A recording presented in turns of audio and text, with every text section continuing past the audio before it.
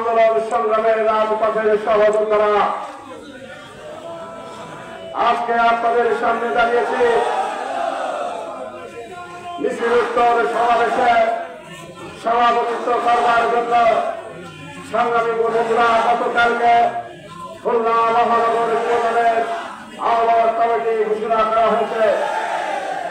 আমি আব্দুল আজিজ সুমনকে আহ্বায়ক এবং সাবেক ছাত্রনেতা, রাজপথের আরেকজন পরিচিত ছাত্রনেতা, সাবেক ছাত্রনেতা রবিউল ইসলামকে সদস্য সচিব করে আহ্বায়ক কমিটি গঠন করা হয়েছে।